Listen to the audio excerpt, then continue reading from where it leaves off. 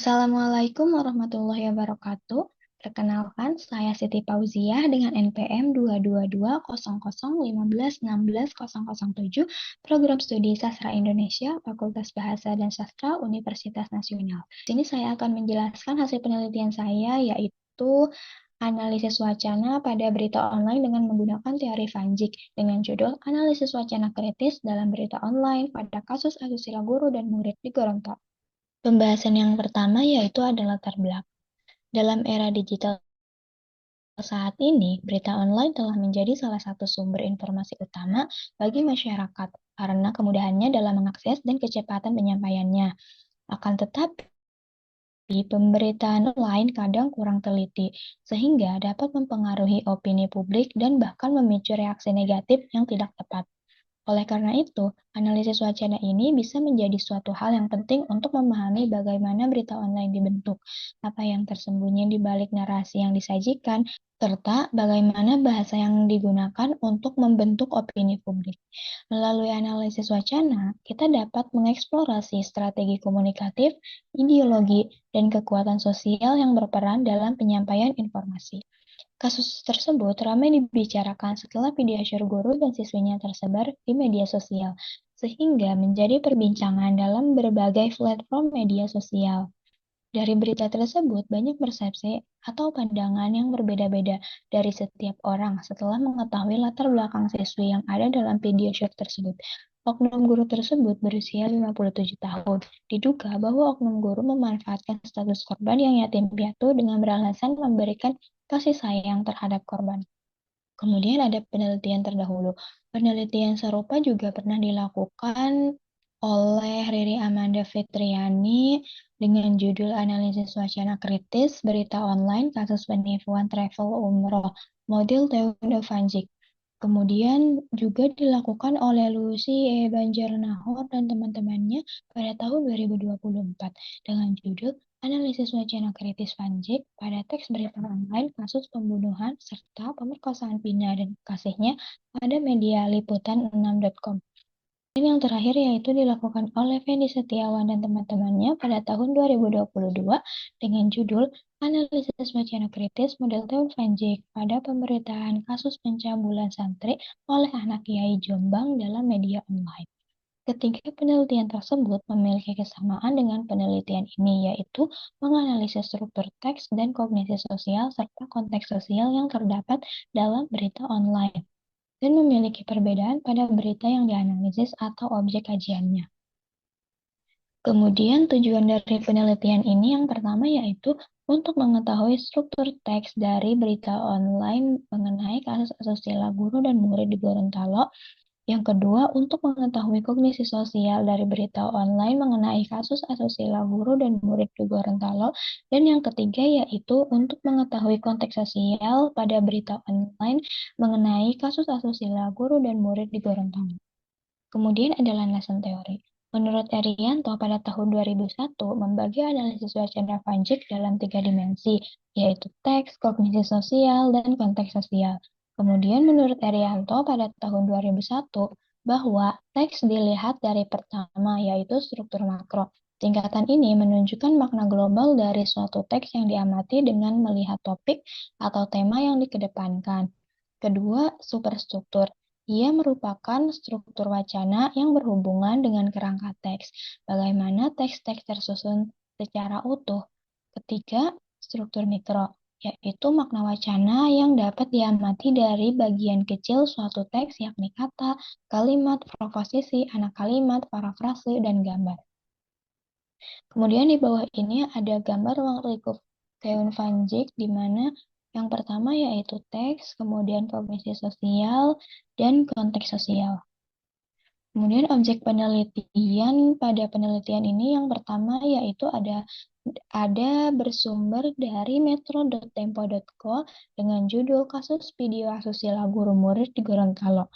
Polisi, korban dan tersangka menjalin asmara yang dipublikasikan pada tanggal 26 September 2024. Dan yang kedua bersumber dari Serambi News dengan judul Heboh Video Asusila Guru dan Murid di Gorontalo. Polisi bertindak. yang dipublikasikan pada tanggal 25 September 2024, kemudian diperbaharui pada tanggal 26 September 2024. Kemudian metode penelitian yang digunakan dalam penelitian ini yaitu metode deskriptif kualitatif. Sumber data yang digunakan yaitu sumber data sekunder, data yang didapatkan dianalisis menggunakan teori-teori Van Zyl. Teknik pengumpulan data menggunakan studi pustaka. Menurut Mustika Z, pada tahun 2003 mendefinisikan studi pustaka sebagai serangkaian aktivitas yang berkaitan dengan metode pengumpulan data dari sumber pustaka yang mencakup membaca, mencatat, dan mengolah data untuk penelitian. Metode yang digunakan dalam menganalisis data menggunakan teknik simak catat. Langkah-langkah dalam menganalisis data yaitu membaca keseluruhan dari teks berita metro.tempo.co dan Serambi News. Kemudian dilanjutkan dengan mengumpulkan data dan kemudian dianalisis menggunakan teori Van Zyl. Kemudian ada pembahasan sebelum masuk ke hasil analisis. Di sini saya akan menceritakan sekilas mengenai kasus tersebut. Kasus tersebut ramai dibicarakan pada bulan September 2024. Video tersebut tersebar dari salah satu platform online kemudian menjadi viral di setiap media sosial karena si pelaku dan korban yang terdapat dalam video tersebut. Guru dan murid dalam video tersebut merupakan seorang guru dan siswi di satu Kabupaten Gorontalo. Kasus tersebut menjadi perbincangan, tidak hanya dalam berita saja, tetapi ramai dibicarakan di media sosial lainnya. Pada penelitian ini akan dilakukan sebuah analisis pada berita online mengenai kasus tersebut. Berita yang pertama yaitu ada dari metro.tempo.co dengan judul Kasus Video Asusila Guru Murid di Gorontalo. Polisi, korban dan tersangka menjalin isme. Pertama ada struktur teks. Struktur teks yang pertama yaitu ada struktur makro. Struktur makro terdiri dari tematik atau topik. Topik yang digunakan dalam berita satu ini yaitu mengenai kasus asusila guru dan murid di Gorontalo yang sedang ramai dibicarakan dalam berbagai media sosial. Yang kedua ada superstruktur. Setiap berita diawali dengan judul sebagai summary. Judul dari berita satu tersebut yaitu kasus video asusila guru murid di Gorontalo. Polisi, korban dan tersangka menjalin asmara. Bagian unsur lead menggambarkan bahwa Kepala Polres Gorontalo telah menerima laporan dari paman atau wali dari korban mengenai video yang viral di media sosial. Secara story, isi, dan penutup menjelaskan hukuman yang akan didapatkan oleh tersangka dan menjelaskan awal mula kedekatan korban dengan tersangka. Dalam berita tersebut dikatakan mulai dekat sejak awal tahun 2022 dan berisikan sebuah himbauan untuk tidak menyebarkan video tersebut demi masa depan korban. Akhir pemberitaan ditutupi dengan tegasan bahwa kasus tersebut akan ditangani dengan serius karena melibatkan anak di bawah umur. Kemudian yang ketiga ada struktur mikro. Struktur mikro ini terdiri dari semantik, sintaksis, stilistika, dan retoris. Unsur semantik yang pertama yaitu ada latar. Latar dari berita tersebut yaitu pihak polisi mendapatkan laporan dari wali korban dan hukuman yang akan diberikan kepada pelaku. Kemudian unsur detail. Awal mula korban bertemu hingga menjalin hubungan asmara dengan pelaku dan hubungan korban dengan perekam video. Polisi juga sudah menentukan hukuman untuk pelaku berdasarkan dengan undang-undang yang berlaku. Polisi menangani kasus tersebut dengan serius karena korban masih di bawah umur, sehingga meminta agar berhenti untuk menyebarkan video short tersebut karena menyangkut masa depan korban. Unsur maksud yang disampaikan dalam berita tersebut secara eksplisit, yaitu menghimbau masyarakat untuk berhenti menyebarkan video short tersebut. Kemudian ada sintaksis. Unsur sintaksis yang pertama yaitu bentuk kalimat.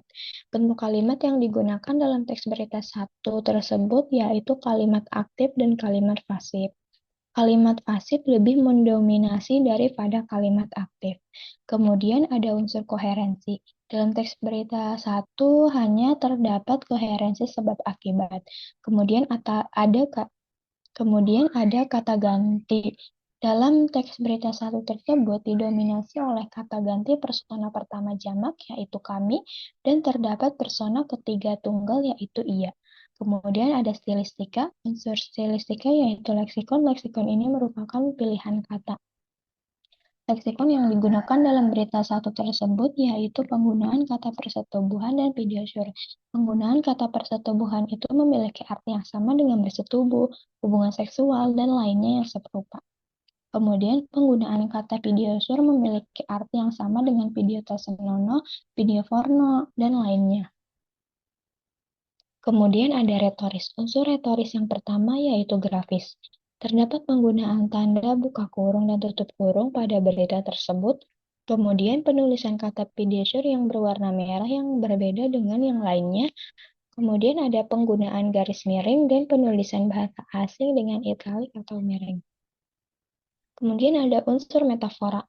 Kata yang digunakan yaitu nomor laporan dan pasal Undang-Undang Dasar. Kemudian ada unsur ekspresi. Ekspresi atau ungkapan yang digunakan dalam penggalan teks berita yaitu polisi menanggapi dengan serius. Berarti ekspresi yang digunakan oleh pihak kepolisian yaitu dengan serius. Kemudian pembahasannya berikutnya yaitu pada berita 2 bersumber dari Serambi News dengan judul Heboh Video Asusila Guru dan Murid di Gorontalo, Polisi Bertindak. Yang pertama ada struktur teks. Struktur teks yang pertama yaitu ada struktur makro. Topik yang digunakan dalam berita 2 ini sama dengan berita 1, yaitu mengenai kasus asusila guru dan murid di Gorontalo yang sedang ramai dibicarakan dalam berbagai media sosial. Yang kedua ada superstruktur. Judul atau summary dari berita 2 yaitu heboh video asusila guru dan murid di Gorontalo. Polisi bertindak. Unsur lead menjelaskan bahwa terdapat video asusila atau video syur guru dan murid sehingga membuat heboh dan viral dalam berbagai media sosial. Secara unsur story, isi, dan penutup dijelaskan mengenai asal, penampilan, dan tempat yang terdapat dalam video short tersebut. Kemudian yang ketiga ada struktur makro. Struktur makro pertama yaitu semantik. Unsur semantik yang pertama adalah latar. Latar dalam berita tersebut memberikan informasi yang ada dalam video short yang tersebar mengenai pakaian yang digunakan dalam video tersebut dan tempat yang menjadi pembuatan video short tersebut. Kemudian ada unsur detail. Informasi mengenai video yang tersebar mulai dari pakaian yang digunakan hingga tempat yang ada dalam video tersebut. Kebanyakan guru juga heboh informasi yang disampaikan belum tentu benar karena pihak polisi belum bisa mengatakan dengan rinci. Kasus tersebut juga sedang ditangani oleh pihak kepolisian dan kasus tersebut dilaporkan terkait kasus kekerasan seksual pada anak di bawah umur. Kemudian ada unsur maksud. Maksud tersebut disampaikan secara eksplisit. Berita tersebut memberikan informasi detail mengenai video tersebut. Kemudian ada sintaksis. Unsur sintaksis pertama yaitu bentuk kalimat. Bentuk kalimat yang digunakan dalam berita 2 yaitu kalimat aktif dan kalimat pasif. Dalam teks berita 2 tersebut juga didominasi oleh kalimat pasif daripada kalimat aktif. Kemudian unsur koherensi yang digunakan dalam teks berita 2 yaitu koherensi adiktif, koherensi kontras, dan koherensi kronologis. Kemudian kata ganti yang digunakan dalam berita 2 yaitu ada kata ganti persona pertama jamak dan kata ganti persona pertama tunggal yaitu kata kami dan saya. Kemudian ada stilistika. Unsur stilistika ini yaitu leksikon. Penggunaan leksikon yang digunakan yaitu pada kata oknum yang memiliki arti menyebutkan individu dalam konteks lembaga. Kemudian ada video syur yang memiliki mengandung konten pornografi atau adegan seksual. Kemudian ada kata mesum yang memiliki arti melakukan hal yang tidak senonoh, dan adegan syur yang memiliki arti melakukan adegan seksual. Kemudian ada retoris. Unsur retoris ini hanya terdapat unsur ekspresi. Ekspresi atau ungkapan yang digunakan dalam penggalang teks berita yaitu reaksi masyarakat dan guru-guru kaget. Kemudian ada kognisi sosial dan konteks sosial. Kognisi sosial pada kasus ini mencakup tentang pemahaman individu mengenai relasi kuasa antara guru dan murid. di mana guru yang seharusnya dianggap sebagai figur otoritas dan pelindung bagi siswa-siswi di sekolah, tetapi malah melakukan hal yang tidak baik seperti pada kasus tersebut. Hal tersebut akan menciptakan kerentanan pada murid, terutama jika mereka berasal dari latar belakang yang kurang stabil seperti pada kasus ini, yaitu anak yatim piatu. Berita satu tersebut Pihak polisi memberikan simpati kepada korban karena masih di bawah umur dan pihak polisi menangani kasus tersebut dengan serius. Sedangkan pada berita dua tersebut tidak terlihat adanya rasa simpati terhadap korban dan hanya memberikan informasi mengenai video tersebut. Kemudian ada konteks sosial. Kasus tersebut sudah tersebar hampir di seluruh Indonesia.